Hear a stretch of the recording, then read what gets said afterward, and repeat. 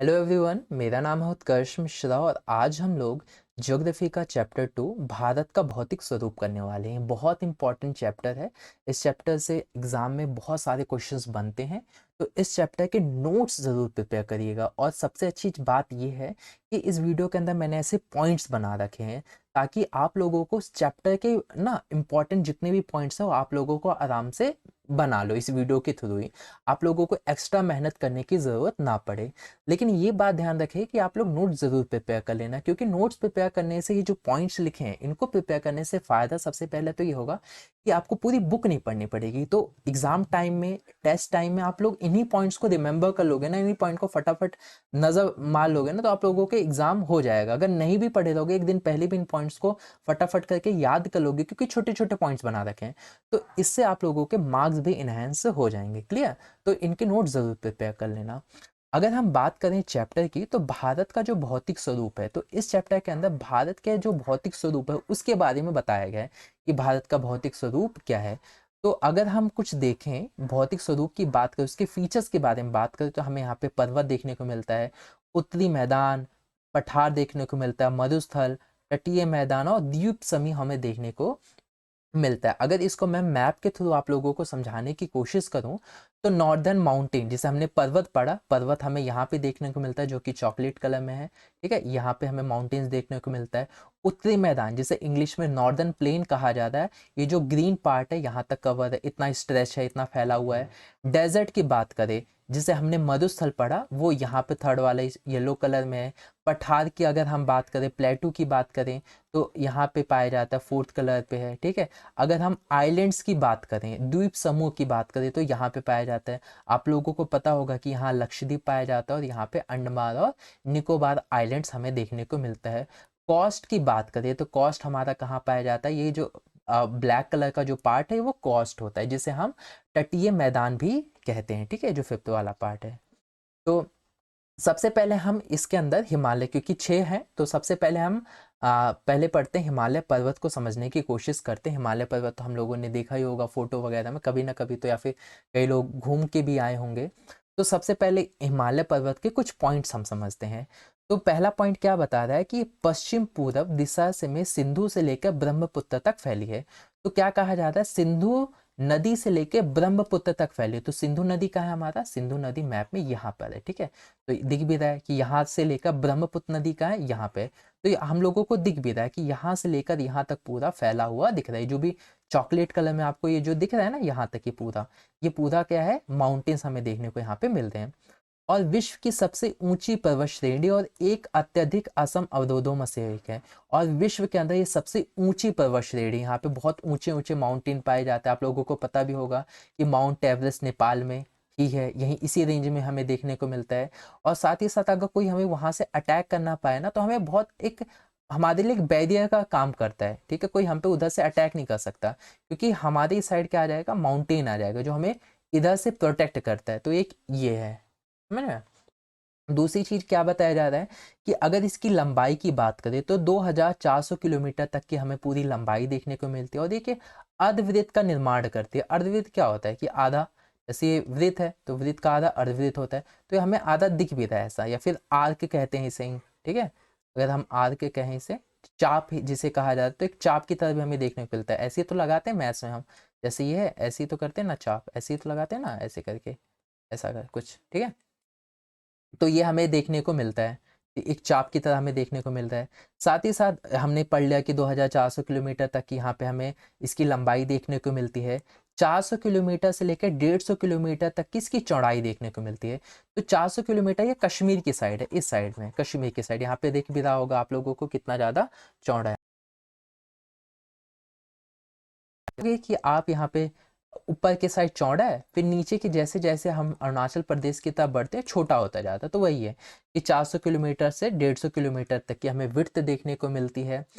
पश्चिमी भाग की अपेक्षा पूर्वी भाग की ऊंचाई में अधिक विविधता पाई जाती है। यानी पूर्वी भाग है, पूरब किधर पड़ता है हमारा, अगर मैं आप लोगों को बता दूं, पूरब इधर पड़ता है, पश्चिम इधर पड़ता है। ठीक है, तो पूरब भाग में जो भी माउंटेन्स पाए जाते हैं इनमें ज़्यादा डाइवर्सिटी है।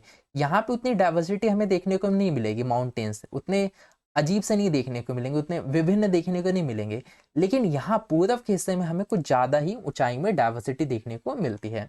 ये पॉइंट्स हैं, आपको पता होने जरूरी है। हिमालय के कुछ ऊंचे शिखर, जो भी माउंट एवरेस्ट, जो भी माउंटेन्स पाए जाते हैं वो कहाँ है, जैसे माउंट एवरेस्ट नेपाल में, कंचनजुंगा भारत में, आप और उनकी हाइट क्या है ये आप लोगों को याद कर लेना, ठीक है।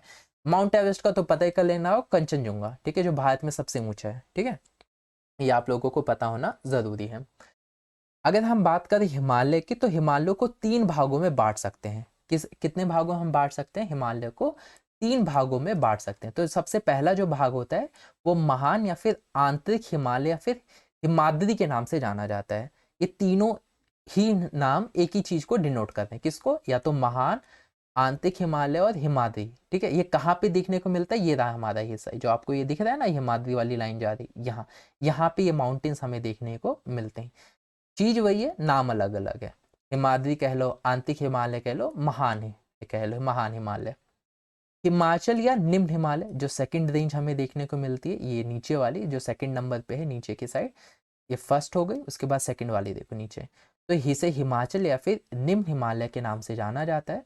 और थर्ड आता है शिवालिका या फिर बाहरी हिमालय, जो थर्ड रेंज यानी ये नीचे वाली रेंज, इसे शिवालिका या फिर बाहरी हिमालय के नाम से जाना जाता है। तो अभी 3 भागों में हिमालय को हमने डिवाइड तो कर दिया, तो हर एक के बारे में अभी हम फीचर्स पढ़ेंगे कि महान हिमालय में क्या खूबियां हैं, हिमाचल या निम्न हिमालय में ऐसी क्या चीज़ें हैं, शिवालिका और फिर बाहरी हिमालय में ऐसी क्या क्या चीज़ें हमें देखने को मिलती हैं।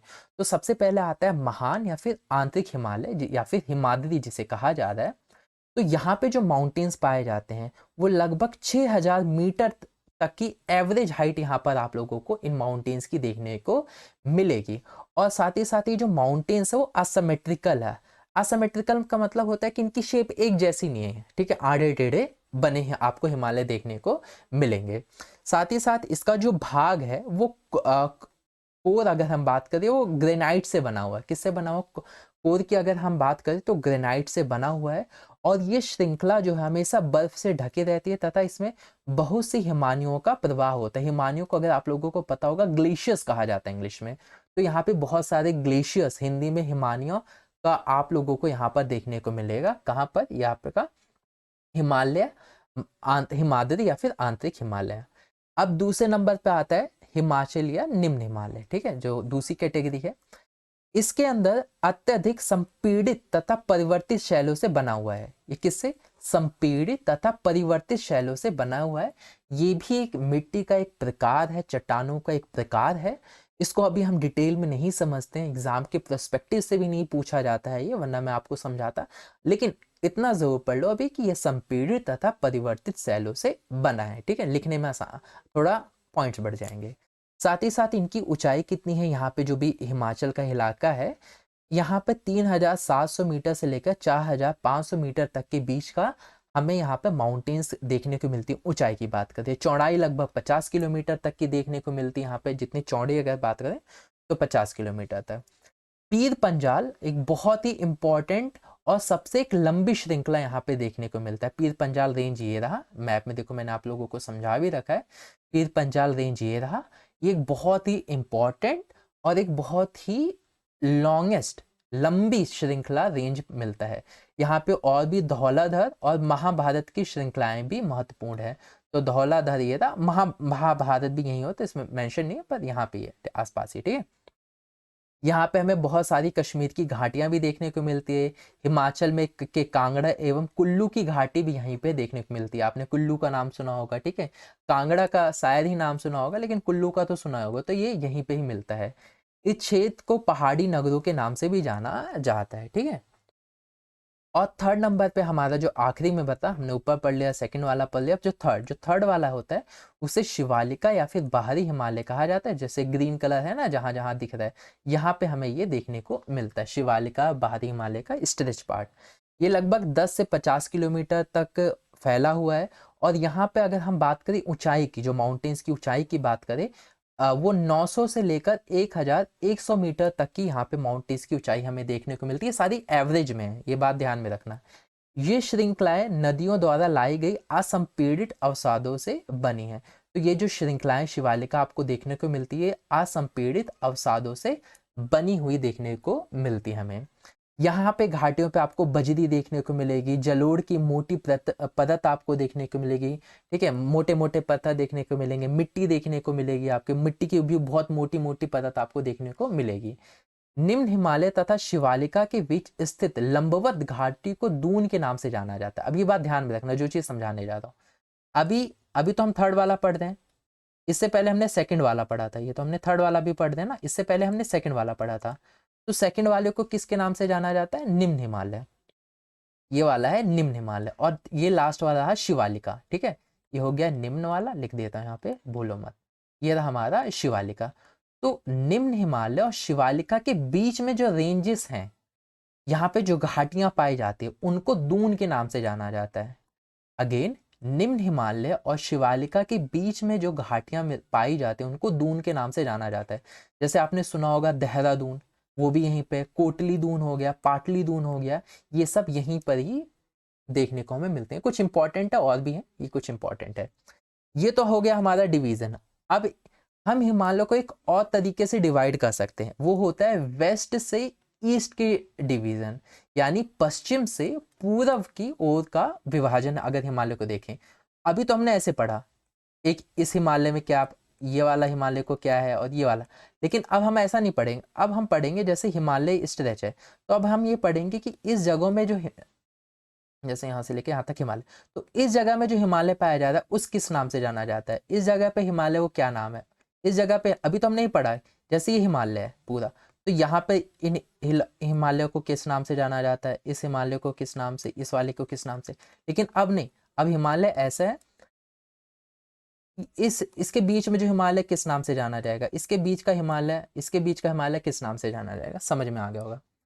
तो सबसे पहले आता है पंजाब हिमालय। पंजाब जो कि इंडस और सतलज रिवर के बीच में, बहुत ईजी है, इंडस और सतलज रिवर के बीच में जो माउंटेन्स हैं उन्हें हम पंजाब हिमालय, सतलज और काली रिवर के बीच में जो हिमालय है वो कुमाऊं हिमालय, काली और कोसी रिवर के बीच में जो है वो नेपाल, और कोसी से तीस्ता रिवर के बीच में जो हिमालय है वो सिक्किम, और तीस्ता से दिहांग रिवर के बीच में जो हिमालय है वो असम हिमालय के नाम से जाना जाता है। आपके बुक में शायद से ये नहीं दिया होगा, सिक्किम हिमालय नहीं दिया गया होगा, आप में लिखा होगा नेपाल हिमालय है वो काली से लेकर तीस्ता रिवर तक के बीच में है। तो आप उसे लिखना चाहो तो उसे भी लिख सकते हो, ये इसे लिखना चाहो तो आप इसे भी लिख सकते हो, कोई गलत बात नहीं है, ठीक है।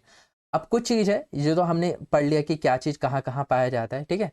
अब जैसे ये देखा काली से तीस्ता, वही दिया गया है, तीस्ता से जो अभी मैंने समझाया ना आपको इस मैप के थ्रू, वो ये दो तीन ये जो है ना, ये स्लाइड्स और ये वाली स्लाइड, इसमें यही समझाया गया है, ठीक है। अब हम आगे बढ़ते हैं। आगे बढ़ने के साथ साथ अब हमें क्या देखने को मिलता है, जैसे मैं आप लोगों को बताऊं कि जैसे हिमालय से जा रहा है, ठीक है, तो हिमालय जाने के बाद आप लोगों को यहाँ पे भी हिमालय देखने को मिलेगी, चॉकलेटी कलर यहाँ पे भी आपको दिख रहा है, जैसे ऐसे जा रहा है फिर यहाँ पे भी आ रहा है, ठीक है, इसे। तो यहाँ पे भी हिमालय हमें देखने को मिलता है। इन हिमालयों को लेकिन हम अलग नाम से जानते हैं, इसे हम ब्रह्मपुत्र अगर हम बात करें, ब्रह्मपुत्र हिमाचल की सबसे पूर्वी सीमा से बनती है। दिहांग महाखंड के बाद हिमालय के दक्षिण की ओर एक तीखे मोड़ बनाते हुए भारत के पूर्वी सीमा तक फैल जाता है। इसे पूर्वांचल, ये ध्यान रखना, पूर्वांचल तथा पूर्वी पहाड़ी कहा जाती है। यानी जैसे यहाँ से जैसे मुड़ गया, देखो यहाँ पे देखा था ना, मुड़ गया, तो मुड़ने के बाद ये जो हिस्सा हो गया, ये वाला हिस्सा, यहाँ पे भी पहाड़ियां हमें देखने को मिलती हैं। इन हिस्से को, इन यहाँ पे जो पहाड़ियां हमें देखने को मिलती है, इस वाले हिस्से को, इस वाले हिस्से को पूर्वांचल या पूर्वी पहाड़ियों के नाम से जाना जाता है। इसे आप असम हिमालय के नाम से भी कह सकते हो, ठीक है। यहाँ पे पहाड़ियों से होकर गुजरती हैं, यहाँ पे बलुआ पत्थर होती हैं और सादी सैलों से बनी हुई होती हैं, जैसे यहाँ पे दिया भी गया, देखो ये रहा पूर्वांचल, आपको अभी ड्रॉ करके दिखा रहा था, ये देखो। यहाँ पे कुछ इंपॉर्टेंट आपको हिल्स भी देखने को मिलती है, जैसे कि पटकई हो गई, नागा हो गई, मिजो हो गई, सॉरी घारो हो गई, खासी हो गई, जैंतिया, ये कुछ हिल्स भी देखने को आपको मिलती है, ठीक है। तो ये तो रहा हमारा हिल्स वगैरह के बारे में। अब नेक्स्ट टॉपिक हम उत्तरी मैदान के बारे में पढ़ेंगे, ठीक है। नेक्स्ट टॉपिक है हमारा उत्तरी मैदान। उत्तरी मैदान, आप जैसे कि इस इमेज में देख सकते हो कि जितना भी पार्ट ऑरेंज कलर से कवर्ड है, इन सारे इलाकों में हमें उत्तरी मैदान देखने को मिलता है। उत्तरी मैदान को इंग्लिश में नॉर्दर्न प्लेन भी कहते हैं। उत्तरी मैदान कुछ देखने में इस तरीके से होते हैं, ठीक है, जैसे कि आपको इमेज दिख रही है। तो अगर हम इस पॉइंट की बात करें, तो इसमें ये बताया जा रहा है कि जो उत्तरी मैदान है वो 3 प्रमुख नदियों से बनता है। कौन-कौन सी? सिंधु, गंगा और ब्रह्मपुत्री। ब्रह्मपुत्र साथ ही साथ इनकी जो सहायक नदियों से बना है।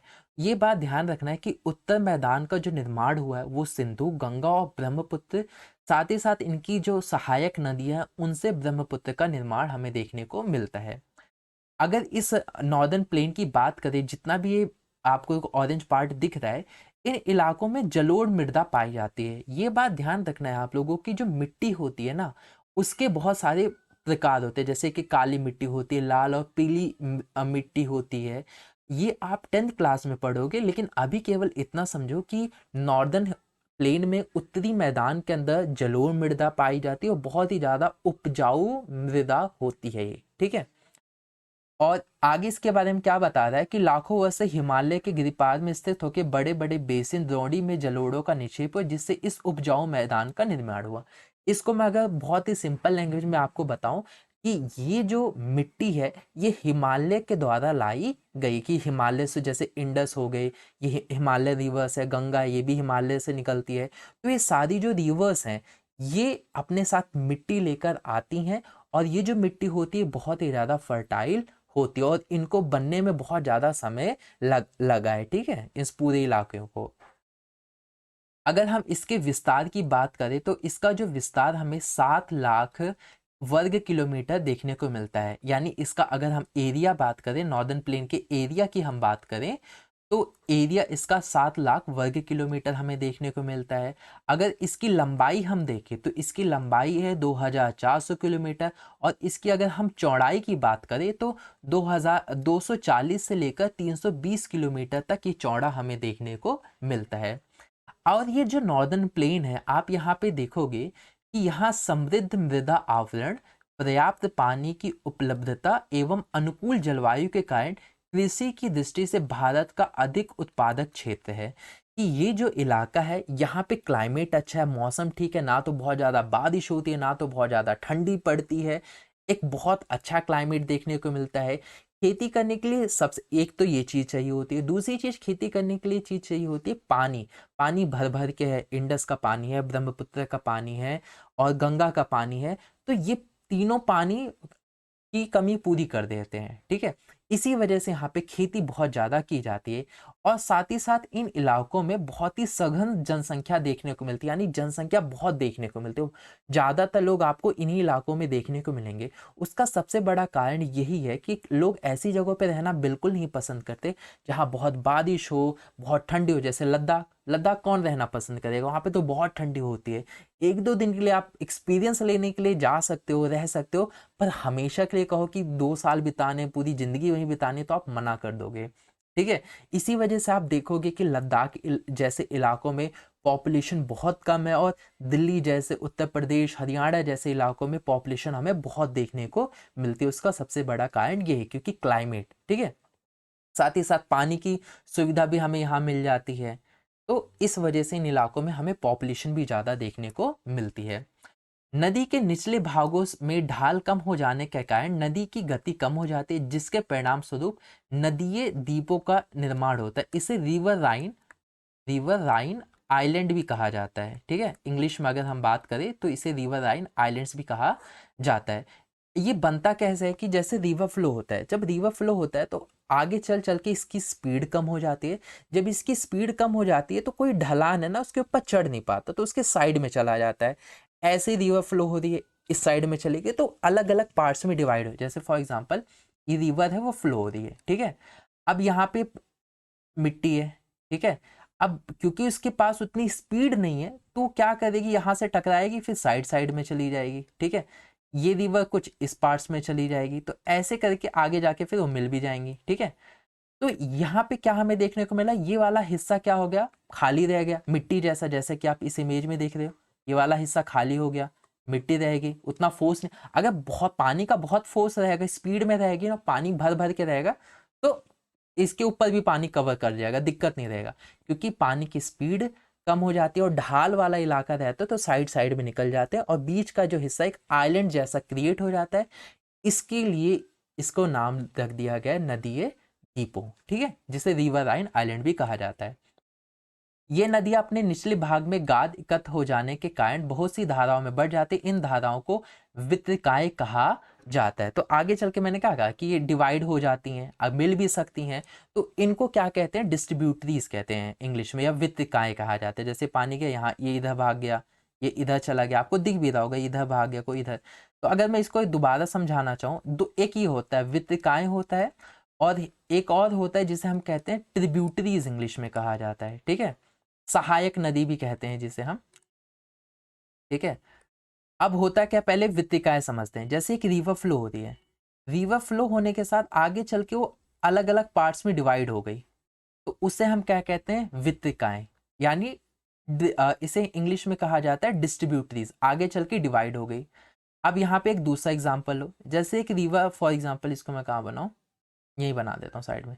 जैसे ये रिवर फ्लो हो रही है, ठीक है, रिवर फ्लो हो तो रही है, अब क्या होता है कि कोई एक और रिवर आके इसमें ऐड हो जा रही है, क्या हो जा रही है, ऐड हो जा रही है, ठीक है, जुड़ जा रही है इसमें। एक फॉर एग्जांपल इधर से कोई रिवर आ रही है, वो इस मेन रिवर के अंदर जाके ऐड हो, तो ये वाली जो रिवर है, ये वाली जो रिवर है, इसे सहायक नदी कहते हैं, या फिर इंग्लिश में इसे ट्रिब्यूटरी कहती है। एक नदी फ्लो हो रही है, अगर उसमें कोई और नदी ऐड हो जा रही है तो ट्रिब्यूटरीज। एक नदी फ्लो हो रही है, आगे चल के वो डिवाइड हो जा रही है, अलग पार्ट्स में डिवाइड हो जा रही है, तो उससे वितरिकाएं, इंग्लिश में उसे डिस्ट्रीब्यूटरीज कहते हैं। उम्मीद करता हूँ ये चीज, छोटी सी चीज आपको समझ में आ गई होगी, ठीक है। ब्रह्मपुत्र नदी के स्थित मजोली विश्व का सबसे बड़ा नदीय द्वीप है जहां लोगों का निवास है, ठीक है। तो ये अगर एक डिड यू नो टाइप का है कि याद कर लेना, ठीक है, आपकी जीके को इम्प्रूव करेगा।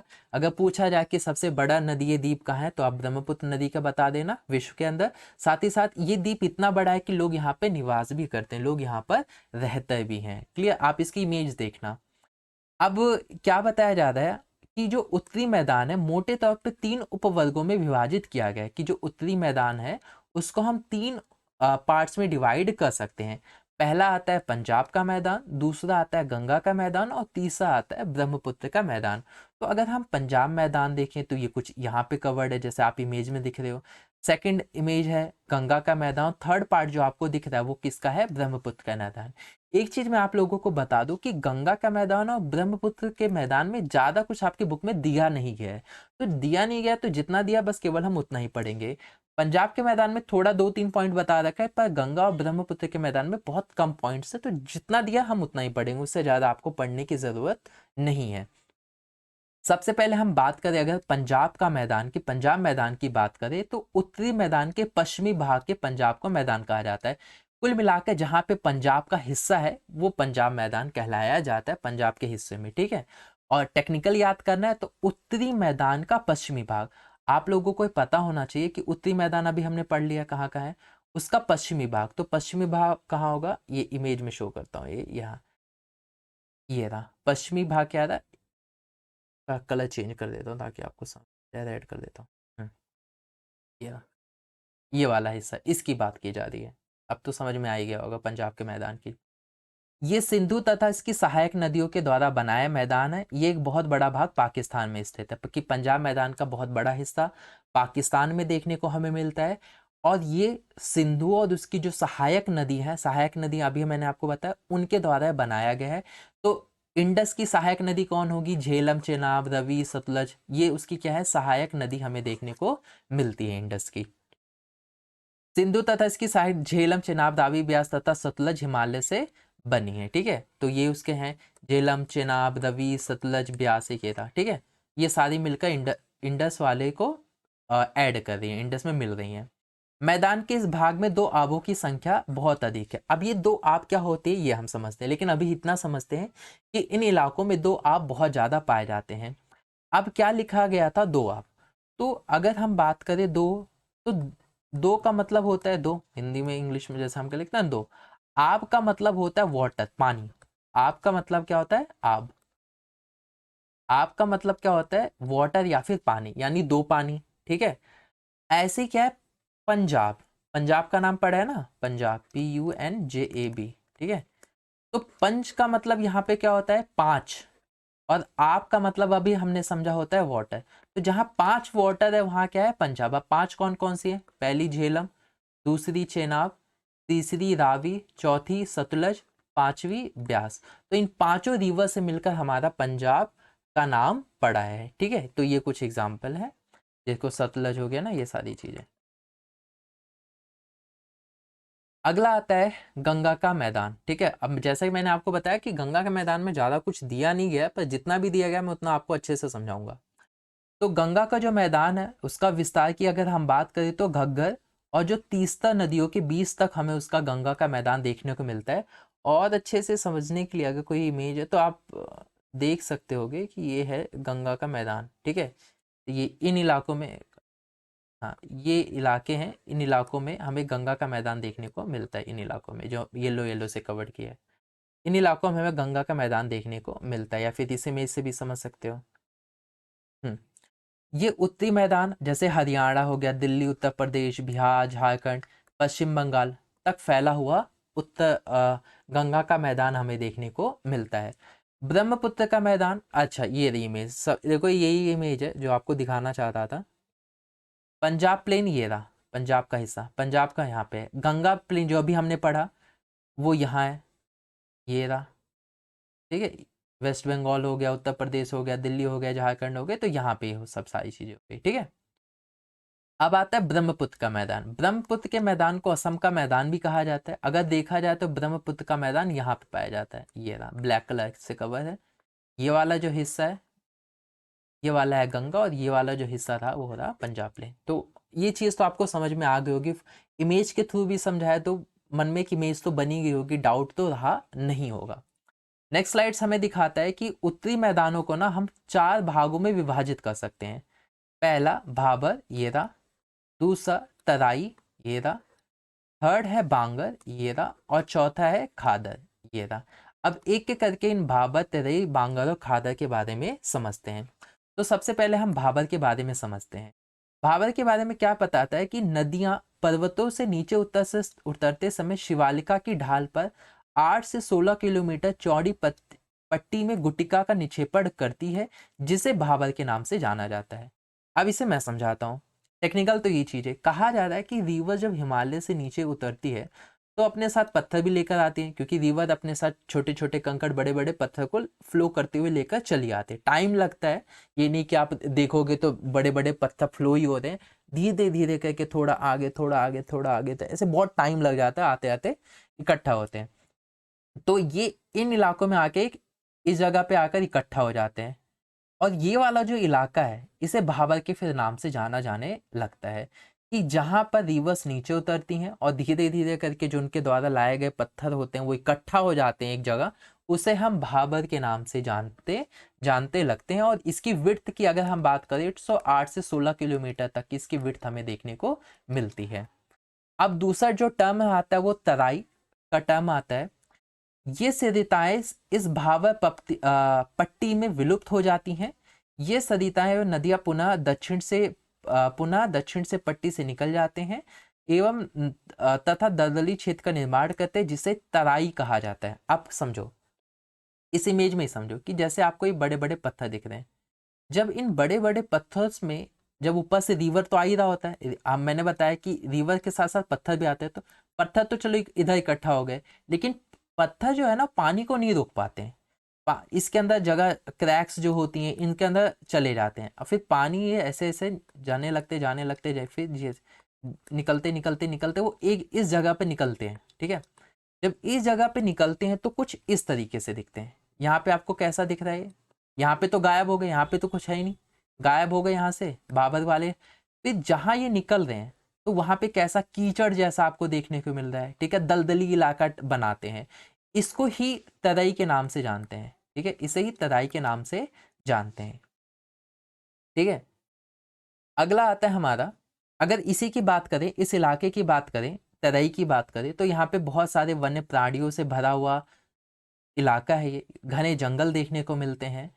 बंटवारे के बाद कई सारे शरणार्थी जो हैं वो जमीन ढूंढ रहे थे कृषि योग के लिए, तो ऐसे यहाँ पे जो जंगल थे उन्हें काट दिया और खेती करना उन्होंने शुरू कर दिया।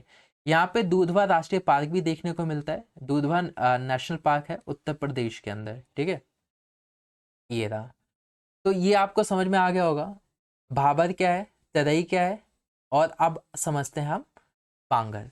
तो बांगर को पहले मैं समझाता हूँ और फिर बांगर और खादर एक ही साथ समझाता हूँ, फिर आप अपने हिसाब से दिमाग लगाना, ठीक है। तो अगर हम बात करें पहले बांगर की, बांगर और खादर,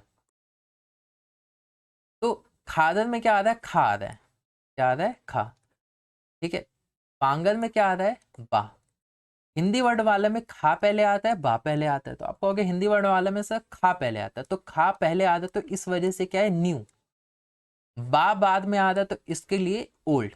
ये बात ध्यान रखना, क्योंकि अक्सर बच्चे कंफ्यूज हो जाते हैं बांगर और खादर में, खादर में कि न्यू एलुवियल सॉइल कौन है, ओल्ड एलुवियल सॉइल क्या है, ठीक है। नई जलोढ़ मृदा कौन सी है, पुरानी जलोढ़ मृदा कौन सी है। तो जो नई है उसमें खा आ रहा है, खादर, तो ये नई हुई। पुरानी में ओल्ड आ रहा है, ठीक है, बा आ रहा है, तो ये पुरानी हुई। न्यू और ओल्ड में क्या फर्क है, न्यू बहुत ही ज्यादा फर्टाइल होती है, उपजाऊ खेती के लिए सबसे अच्छी होती है खादर। बांगर जो होती है ओल्ड होती है, तो उतनी ज्यादा फर्टाइल नहीं होती, ये चीज ध्यान में रखना। और ये बात आपको और ध्यान रखना है कि ओल्ड जो होती है, जो पुरानी मिट्टी होती है, जलोढ़ मिट्टी होती है, यहाँ पे हमें कंकड़ भी देखने को मिलते हैं। क्या देखने को मिलते हैं, कंकड़, ठीक है। अब ये कंकड़ क्या होते हैं, इससे हम समझते हैं, ये देखो इसकी इमेज ये थी, कंकड़ कुछ इस तरीके से देखने को मिलते हैं, ठीक है। जिसे ये और इसे कौन नाम से जाना जाता है, चूनेदार, ये दिख रहा है ना, चूना जैसा दिख रहा है, इसे चूनेदार निक्षेप भी कहा जाता है। लोकली वहाँ के जो लोग हैं इसे कंकड़ के नाम से बुलाते हैं, इसे कंकड़ के नाम से जानते हैं। और ये कैसी सॉइल होती है, ओल्ड होती है। और ओल्ड एलुवियल सॉइल बहुत मोटी मोटी होती है, दिख भी रही होती है, लेकिन जो खादर होती है वो न्यू होती है, कुछ इस तरीके से दिखने में होती है, बहुत ही ज़्यादा फाइन पार्टिकल्स हमें यहाँ देखने को मिलते हैं। ये रहा खादर बांगर। अब थोड़ा जो दिया गया वो चीज़ समझते हैं। उत्तरी मैदान का विशालतम भाग पुराने जलोढ़ से बना है, कि उत्तरी मैदान का अगर हम ज़्यादातर इलाका देखें तो वहाँ पे पुरानी मिट्टी यानी ओल्ड एलुवियल सॉइल से बना हुआ है।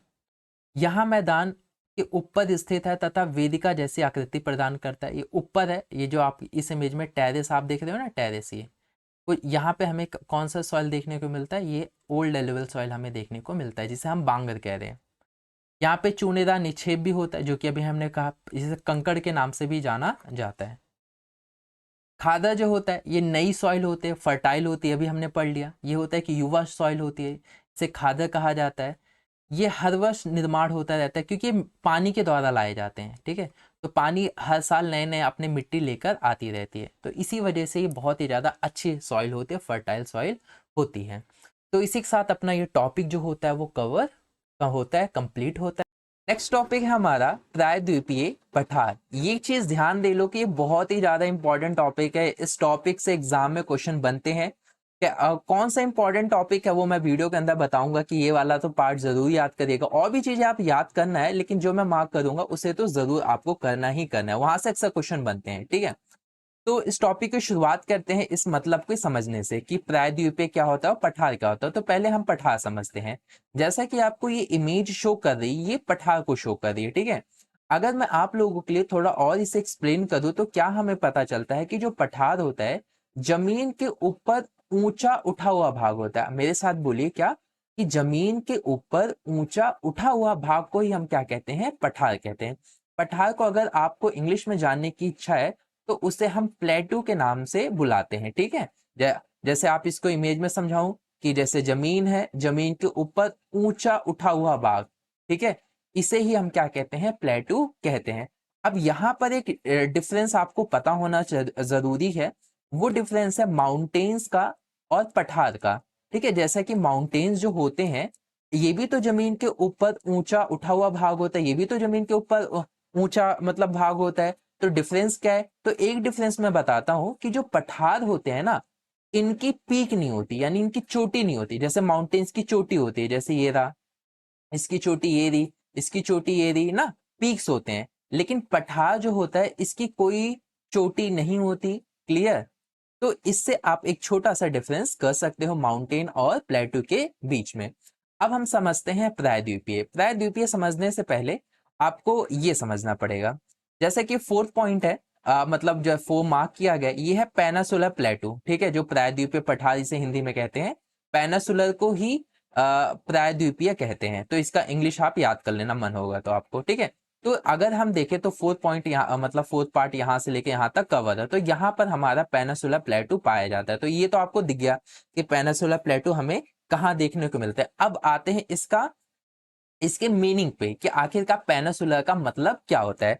तो पेनिनसुलर का मतलब क्या होता है कि ऐसा भाग जो लगभग पानी से घिरा हो। क्या लगभग, यानी पूरा नहीं, यानी एक हिस्सा, कुछ हिस्सा या एक हिस्सा कह लो जमीन की तरफ रहेगा, वहां पे जमीन रहेगा, और बाकी का ज्यादातर हिस्सा क्या रहेगा, वहां पर पानी रहेगा। जैसे कि अगर हम बात करें तो यहाँ पे अपना क्या है, अरेबियन सी है, यहाँ पे हमारा बे ऑफ बंगाल है, यहाँ पे भी पानी, यहाँ पे भी पानी, यहाँ पे इंडियन ओशन हमारा पड़ जाता है, यहाँ पे भी पानी है, ठीक है। तो आप ये देखोगे कि यहाँ के ज्यादातर जो हिस्सा है वो क्या है, जमीन से घिरा है।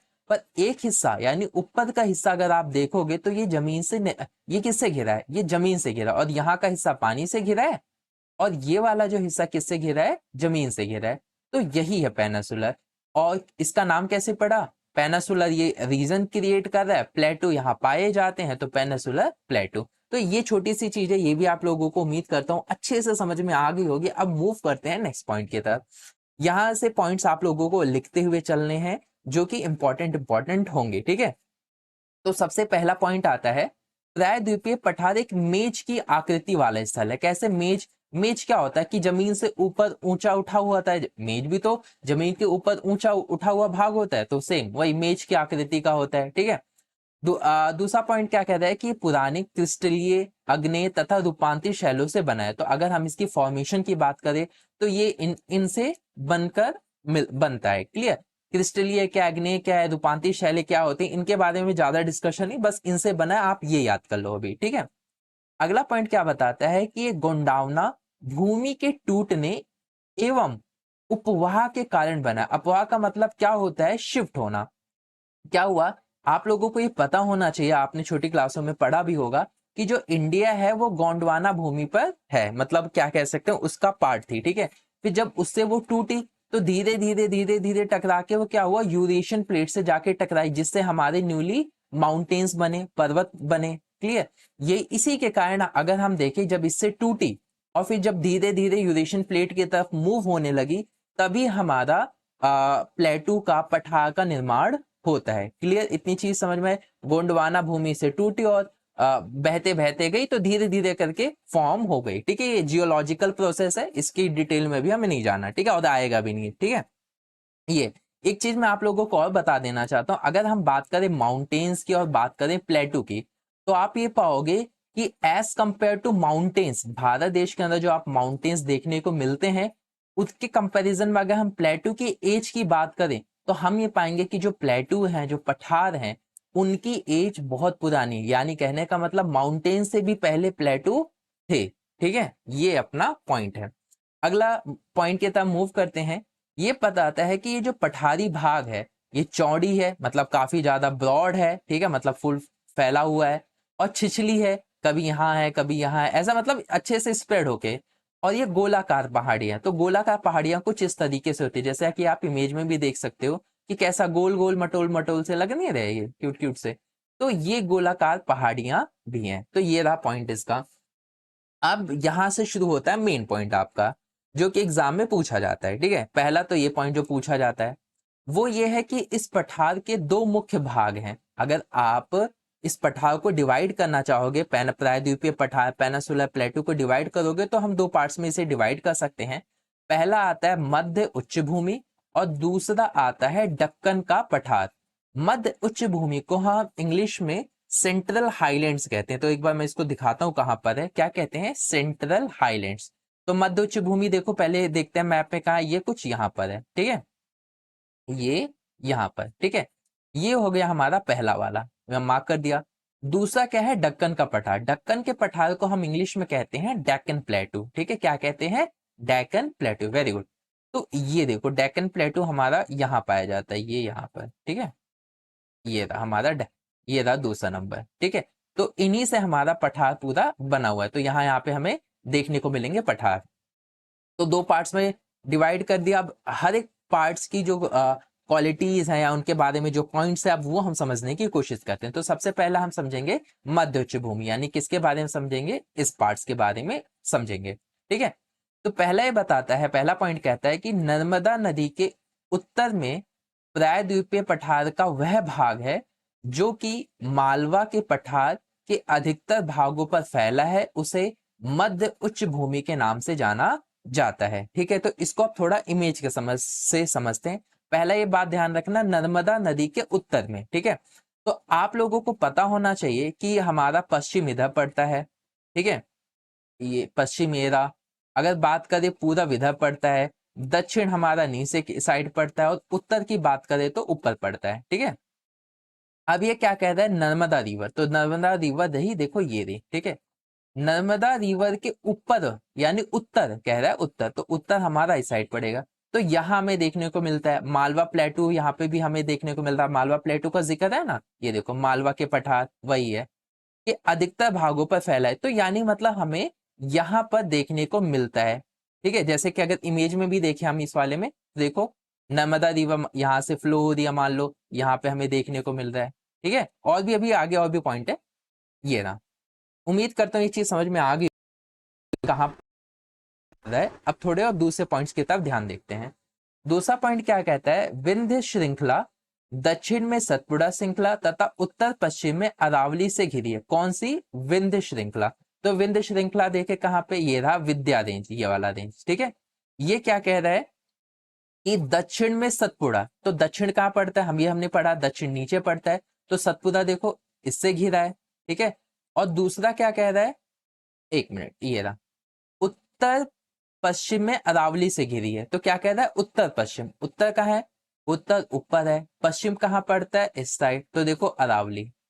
तो ये कुल मिला के बात ये कह रहा है कि जो विद्या है वो सतपुड़ा रेंज और अरावली से क्या हुआ, घिरा हुआ है। कौन सा, ये विद्या रेंज वाला। आगे इतनी चीज, छोटी छोटी चीज तो समझ में आ रही होगी मुझे लगता है। अगला पॉइंट क्या बताता है, पश्चिम में ये धीरे धीरे राजस्थान के बलुई तथा पथरीले मरुस्थल में मिल जाता है।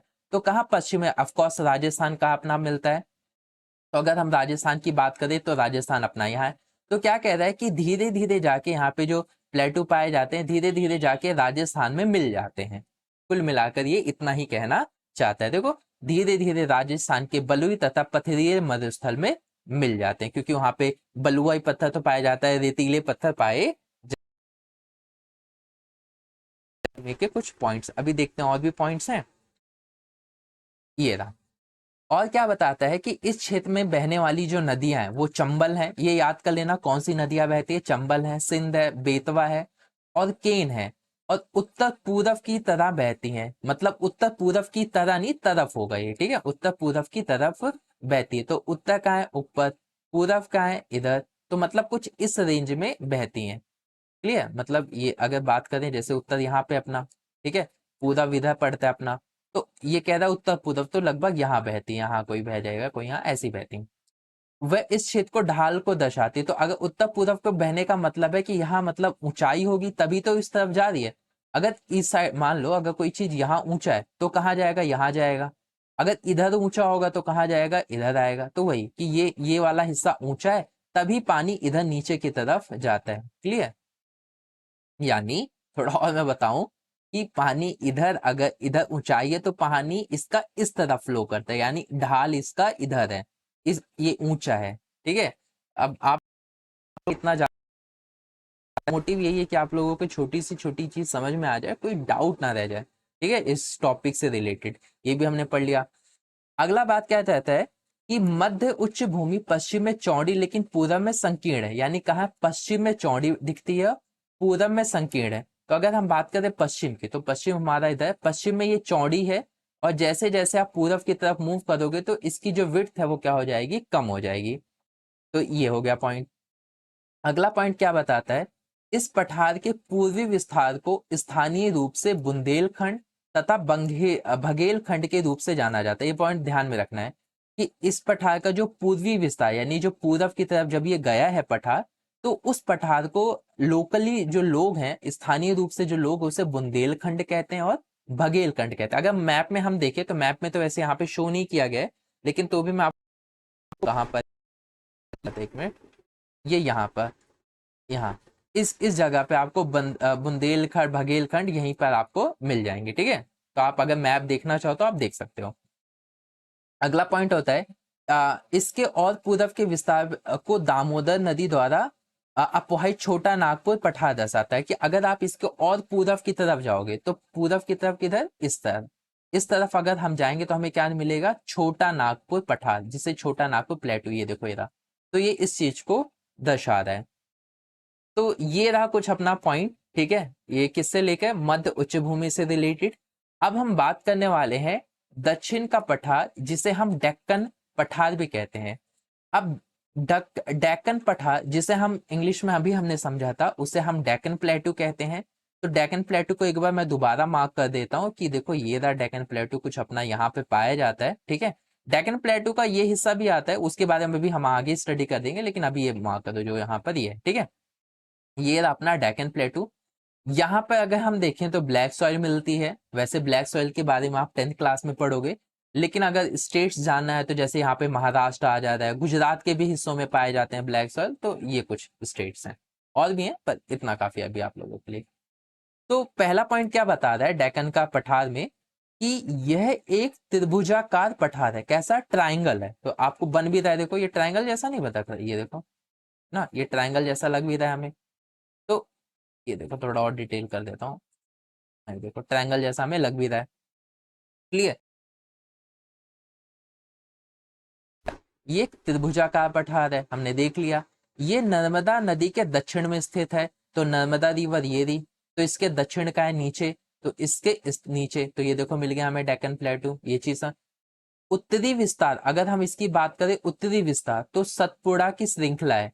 कौन सी, सतपुड़ा रेंज। तो ये देखो सतपुड़ा रेंज ये रहा, ठीक है। अब बुक अगर लियो तो आप लोगों को और अच्छे से समझ में आ जाएगा। और इसकी पूर्वी विस्तार की बात करें तो महादेव, कैमूर की पहाड़ी तथा मैकाल श्रृंखला, ये यहाँ पाए जाते हैं, यहाँ पर, ठीक है। इन इलाकों में पाए जाते हैं। कौन सा, महादेव, कैमूर की पहाड़ी और मैकाल श्रृंखला। आपके मैप में दिया नहीं गया, लेकिन अगर आप इंटरनेट वगैरह से सर्च करोगे तो आपको मिल जाएगा। बस आप लोगों को लेकिन याद कर लेना है। अगर देखने की इच्छा है तो आप देख लो, लेकिन याद, अगर वैसे तो मैंने बता दिया है, लेकिन इनको याद जरूर कर लेना कि उत्तरी विस्तार ये है सतपुड़ा की श्रृंखला, पूर्वी विस्तार इसका ये, क्योंकि ये पूछ लिया जाता है। अगला पॉइंट आता है दक्षिण का पठार पश्चिम में ऊंचा एवं पूर्व की ओर कम ढाल वाला है। क्या कह रहा है कि जो दक्षिण का पठार यानी जो डेक्कन प्लेटू हमें देखने को मिलता है, दक्कन का पठार हमें देखने को मिलता है, वो पश्चिम में ऊंचा है। तो पश्चिम कहाँ पड़ता है हमारा, हमारा पश्चिम पड़ेगा इस साइड ना। अगर हम बात करें ईस्ट वेस्ट नॉर्थ, उल्टा कर दिया यार, ईस्ट वेस्ट नॉर्थ साउथ, ठीक है। तो क्या कह रहा है, पश्चिम में ऊंचा, यहाँ पे ऊंचा है, और पूरब की ओर क्या है, इसका ढलान कम है। ये बताता है सिंपल शब्दों में। दूसरा, इस पठार का एक भाग उत्तर पूरब में भी देखा जाता है, जिससे स्थानीय रूप में मेघालय, कार्बी एंगलोंग पठार तथा उत्तर कचार पहाड़ी के नाम से जाना जाता है। तो अगर आप इसके उत्तर पूरब के हिस्से में जाओगे तो आपको इस नाम के मेघालय, कार्बी एंगलोंग पठार, उत्तर कचार पहाड़ी, यानी यहाँ पर आप लोगों को और ये पहाड़ियां देखने को मिलेंगी इस साइड। ये एक भ्रंश के द्वारा छोटा नागपुर पठार से अलग हो गया। पश्चिम से पूर्व की ओर 3 महत्वपूर्ण श्रृंखलाएं हैं, जिसे गौरव, खासी तथा जैतिया, यानी इनकी बात की जा रही। अरे क्यूट सा ड्राइंग आ गया था। ये यानी इसके देखो, ये रहा, यहाँ पे अगर कोने देखोगे, गैरो, यहाँ इस जगह बड़ा सा मार्क कर दे रहा हूँ, यहाँ पे देखो गैरो लिखा है, खासी लिखा है, जानती है। तो यहाँ पर, तो यहाँ पे एक छोटा दरार पड़ गया, जिसकी वजह से इससे सेपरेट होकर वहां पर चला गया, ऐसा कहा जा रहा है। छोटा नागपुर से सेपरेट हो गया वो, ठीक है। महत्वपूर्ण श्रृंखलाएं हमने देख ली। अब आता है इंपॉर्टेंट पॉइंट, पॉइंट नंबर 2। पहला तो हमने पढ़ लिया, डिफरेंसेस पूछा जाता है वहां से कि मध्य उच्च भूमि का डिफरेंस बता दो, किससे, डेक्कन प्लेटू से, दक्कन के पठार से। और दूसरा इनसे पूछा जाता है कि डिफरेंस बताओ पश्चिम घाटियां और पूर्वी घाटियां। तो सबसे पहले हम समझते हैं दक्षिण के पठार के सिरे, यानी दक्षिण के पठार यानी डेक्कन प्लेटू के सिरे, यानी उसके एजिस, किनारे। अगर हम बात करें किनारों की, तो किनारे हमें दो देखने को मिलते हैं, एक है पश्चिम की घाटियां और दूसरा है पूर्व की घाटियां। पश्चिम की घाटियां कहाँ है, इसे इंग्लिश में कहा जाता है वेस्टर्न घाट। क्या कहा जाता है, वेस्टर्न घाट। तो ये देखो, ये जो डार्क कलर का है ना, यहां पर मिलता है, ये हमारा पश्चिम घाटियां है। पूरब घाटियों को हम इंग्लिश में कहते हैं ईस्टर्न घाट्स। क्या कहते हैं? ईस्टर्न घाट्स। तो ईस्टर्न घाट्स देखो ये देखने को मिल रहा है हमारा, इस ये वाला इलाका है हमारा ईस्टर्न घाट। पश्चिमी घाट और पूर्वी घाटी अब हमने समझ लिया मैप में कि दिखते कहाँ है। देखो हर चीज इमेज के द्वारा समझा रहा हूँ ताकि चीजें दिमाग में फिट हो जाए, कि मतलब एक इमेज बनी रहेगी ना तो समझने में आप लोगों को और ज्यादा हेल्प मिलेगी। अब मूव करते हैं इनके डिफरेंसेस के ऊपर, जो डिफरेंस एग्जाम में पूछे जाते हैं। तो सबसे पहले हम बात करते हैं पश्चिम घाट की। तो पश्चिम घाट कहाँ पर है?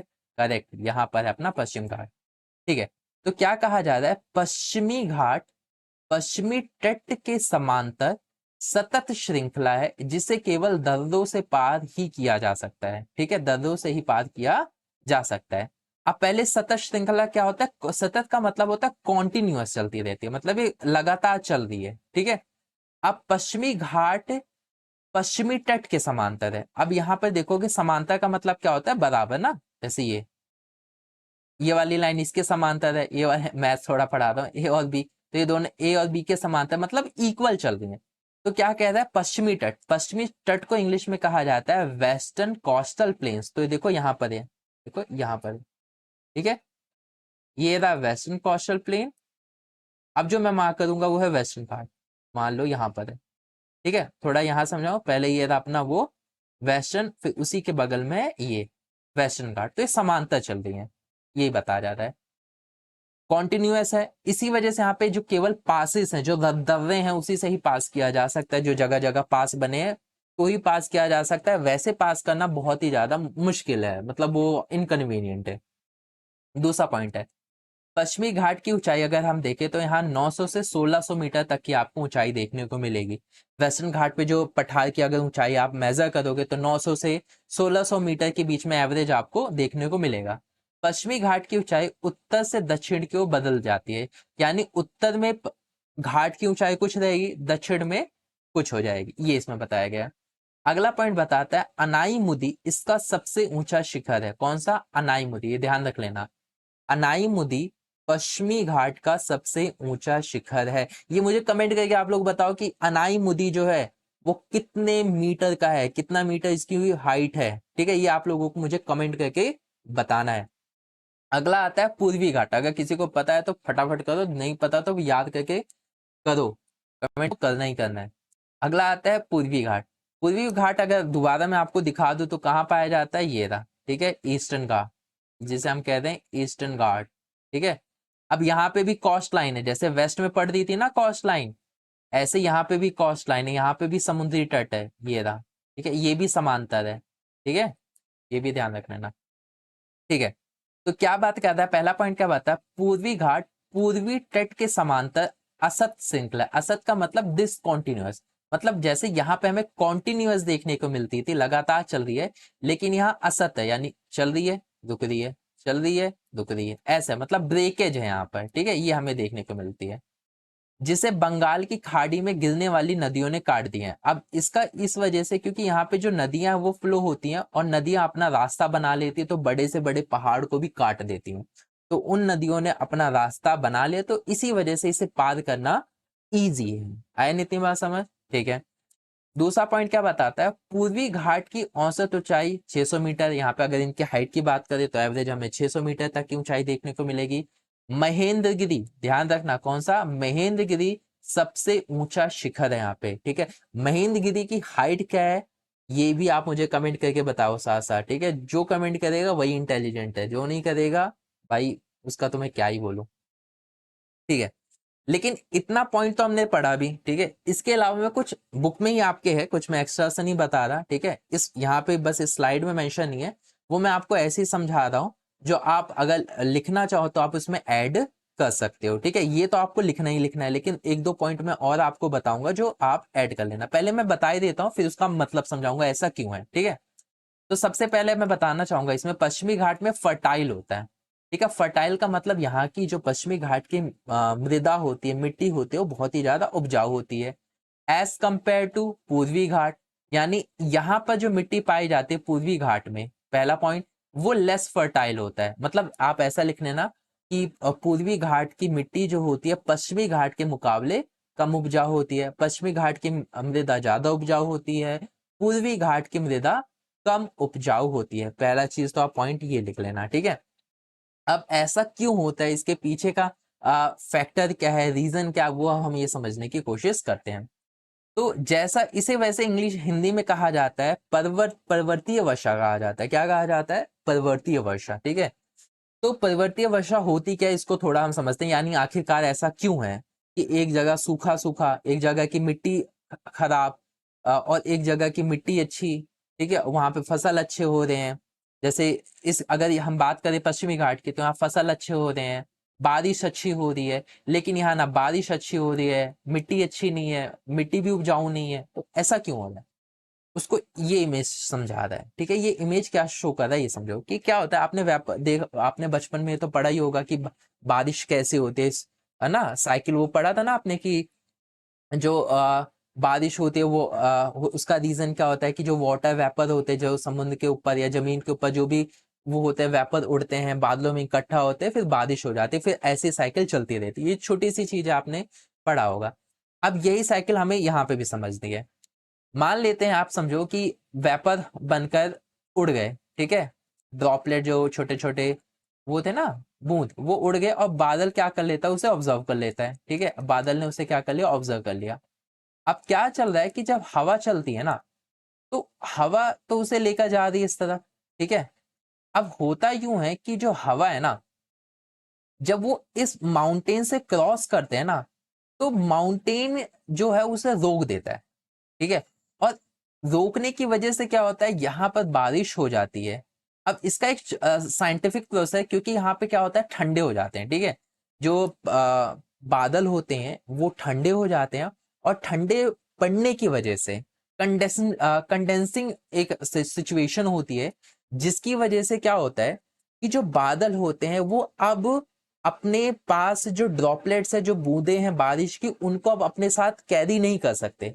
इसी वजह से उनको ड्रॉप करना पड़ता है। वो ड्रॉप कैसे करेंगे, बारिश के रूप में ड्रॉप कर देते हैं, और फिर जो बादल होते हैं वो आगे मूव कर जाते हैं, ठीक है। आगे मूव कर जाते हैं, बादल मूव करेंगे। अगेन समझाता हूं, ऊपर गए बादल ड्रॉपलेट्स के रूप में, मतलब पानी गया, वेपर बना, ऊपर उड़ा, बादलों में इकट्ठा हुआ।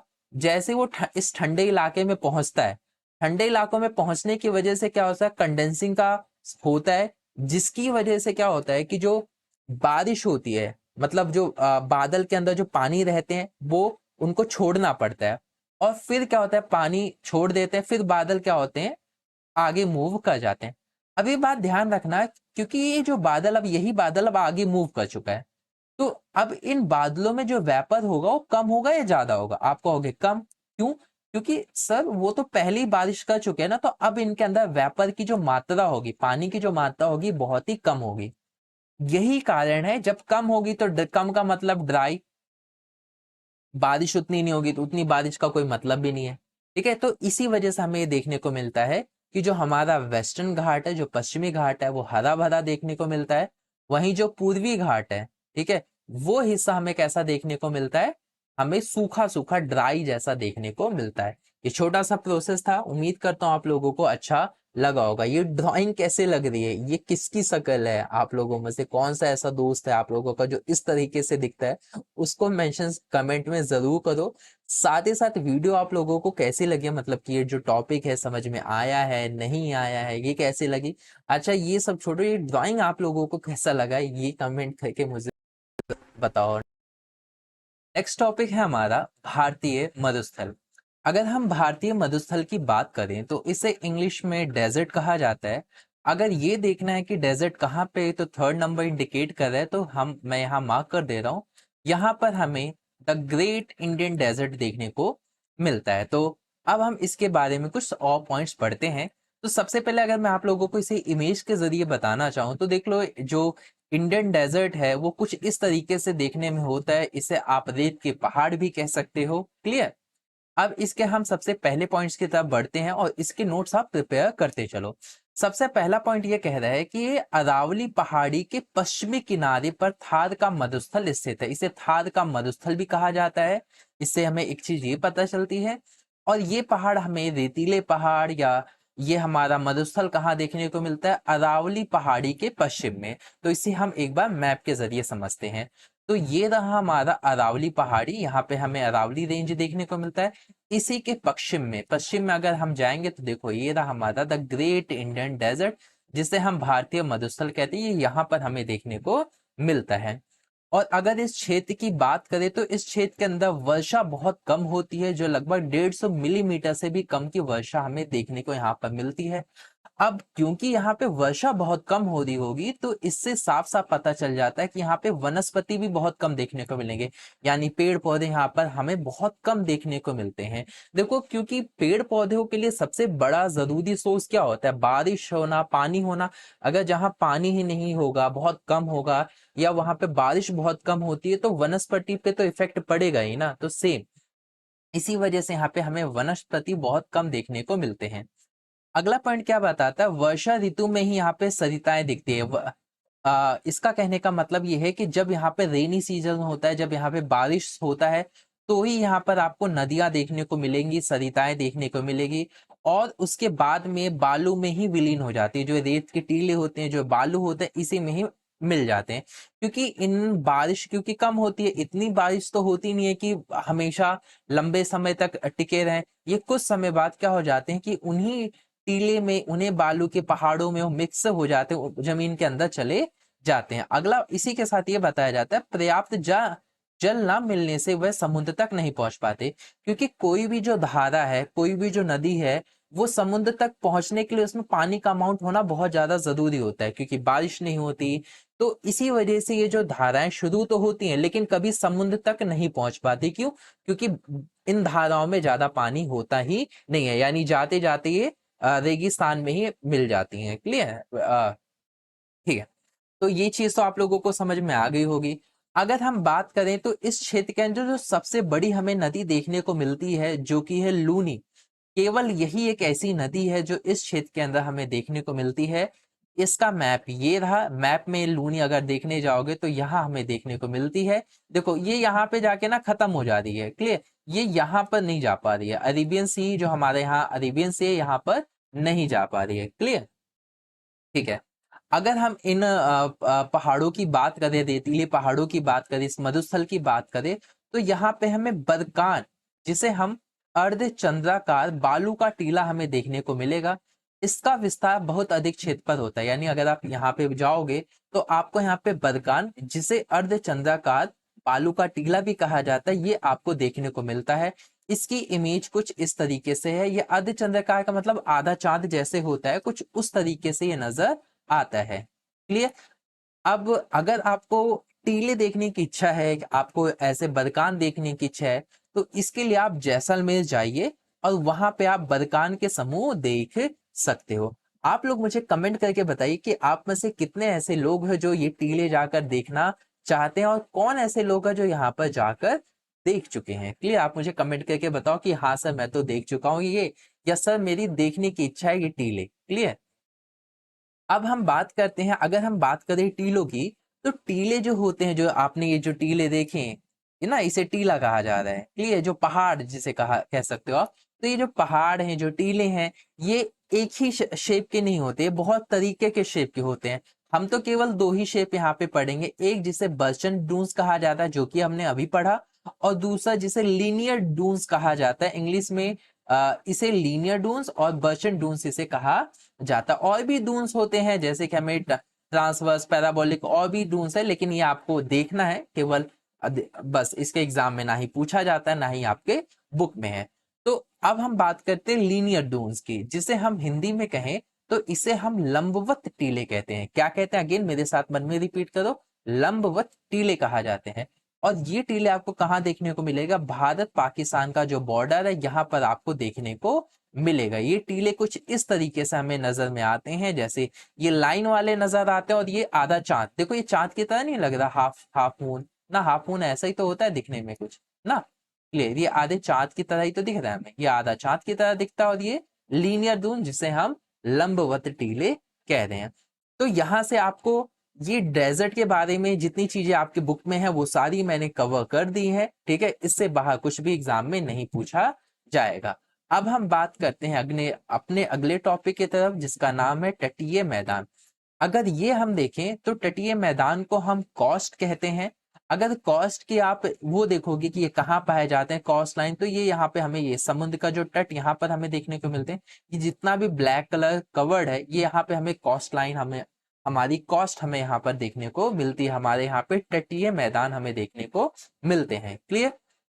अब इसका पहला पॉइंट क्या बताता है कि प्रायद्वीपीय पठार के किनारों संकीर्ण तटीय पट्टियों का विस्तार हमें देखने को मिलता है। तो प्रायद्वीप पठार हमने पढ़ा था, कहाँ देखने को मिलता है, ये रहा प्रायद्वीप पठार, ये पूरा ही कवर था, वो 2 पार्ट्स में डिवाइड था, तो ये पूरा, ठीक है, ये पूरा ऊपर से लेकर यहाँ तक।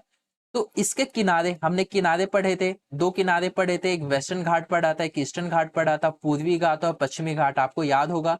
तो उसी के साइड में हमें देखने को मिलता है। तो ये रहा, ये मैं यहाँ पे मार्क कर दे रहा हूँ, ठीक है। ये पता है आपको क्या है, ये हमारा है पश्चिमी तट, जिसे हम कहते हैं वेस्टर्न कोस्टल प्लेन, ठीक है। यहाँ पे हमारा थोड़ा और डार्क कर देता हूँ, ये रहा, यहाँ पर हमारा क्या देखने को मिलता है, पश्चिमी तट हमें देखने को मिलता है। सेम उसी तरीके से ये वाला जो हिस्सा है यहाँ पर, जिसे मैं मार्क कर रहा हूँ, ये इधर, ये वाला हिस्सा, ठीक है, इतना इतना हिस्सा, ठीक है। इन हिस्सों पे हमें क्या देखने को मिलता है, पूर्वी तट, जिसे हम इंग्लिश में कहते हैं ईस्टर्न कोस्टल प्लेन्स कहते हैं। अब अगर मैं इसको बात करूं तो ये एक तरीके की सैंडविच की तरह है। ये हमारा जो पूर्वी तट है या जो पश्चिमी तट है, सैंडविच के अंदर क्या होता है, बीच में रहता है, ऊपर भी ऊपर कुछ रहता है, नीचे कुछ रहता है, बीच में उसका मसाला पानी रहता है ना। क्लियर। तो यहाँ पर क्या देखने को मिलता है, यहाँ पे अरेबियन सी हो गया, यहाँ पे अपना अरेबियन सी हो गया, यहाँ पे अपने पठार हो गए, ठीक है। और बीच में बेचारा क्या है, ये तट है। सेम इसी तरीके से यहाँ पे क्या हमारा बे ऑफ बंगाल है, इस साइड हमारा बे ऑफ बंगाल है, ठीक है। और इसके इधर हमें क्या देखने को मिलता है, पठार देखने को मिलता है। और इसके बीच में क्या हमें देखने को मिलता है, ये हमारे तट देखने को मिलता है, जिसे हम पूर्वी तट कहते हैं। यहाँ का ये बीच, और यहाँ पर अगर हम इसको करें तो यहाँ पर ये बीच, ठीक है। तो ये तो रहा तटों के बारे में, हमने समझ लिया कहाँ कहाँ पाए जाते हैं। तो हम अब हर एक तट के बारे में थोड़ी पॉइंट समझते हैं। तो सबसे पहले हम पश्चिमी तट के बारे में समझते हैं। तो जो पश्चिमी तट है वो पश्चिमी घाट तथा अरब सागर के बीच में स्थित है, जो कि हमने अभी पढ़ा, अरब सागर ये रहा, और हमारा पश्चिमी घाट ये रहा, उसी के बीच में हमारा ये पड़ता है पश्चिमी तट, ठीक है। इस मैदान को अगर हम डिवाइड करें तो हमें 3 पार्ट्स में हम इस मैदान को डिवाइड कर सकते हैं। एक है उत्तरी भाग, दूसरा मध्य भाग, और तीसरा दक्षिणी भाग। अगेन उत्तरी भाग, मध्य भाग और दक्षिणी भाग। इसके लिए ये इमेज आपको सबसे सुटेबल नजर आएगी, ठीक है। तो सबसे पहले हमने क्या पढ़ा था, उत्तरी भाग, ये रहा पहला उत्तरी भाग। फिर हमने पढ़ा मध्य भाग, जो ये रहा दूसरी, यहाँ से लेकर यहाँ तक। और लास्ट में हमने पढ़ा था दक्षिणी भाग, जो कि यहाँ से लेकर यहाँ। अब जो इनके नाम भी है, जैसे सबसे पहला नाम है जिसे हम पढ़ेंगे, ये गुजरात प्लेन आपको नहीं समझना, पहले हम समझेंगे कोंकण प्लेन, मतलब यही समझना, ठीक है। द कोंकण प्लेन, जो सबसे कोंकण प्लेन है, ये कौन सा भाग हो गया, ये हो गया उत्तरी वाला, ठीक है, उत्तरी मैदान जिसे कहा जा रहा है। अगला है कन्नड़ प्लेन, ये कौन सा हो गया, ये मध्य में, क्योंकि बीच में है तो ये हो गया हमारा मध्य में। और थर्ड जिसे हम कहते हैं द मालाबार प्लेन, ठीक है, ये हमारा कहाँ देखने को मिलता है, सबसे थर्ड नंबर पे देखने को मिलता है। यहाँ पे हमें कॉस्ट भी देखने को मिलता है, कॉस्ट लाइन, वो मैं आपको समझाता हूँ, ये इमेज समझाता है। देखो जैसे यहाँ पे हमें क्या देखने को मिलेगा, ये कोंकण हमें देखने को मिल रहा है यहाँ पर, क्लियर। और यहाँ पे हमें क्या देखने को मिल रहा है, मालाबार कोस्ट, ये वाला देखो लाइन, ठीक है, ये वाली लाइन देखो, मालाबार कोस्ट यहाँ पे लिखा भी हुआ है। तो ये इस चीज को शो कर रहा है।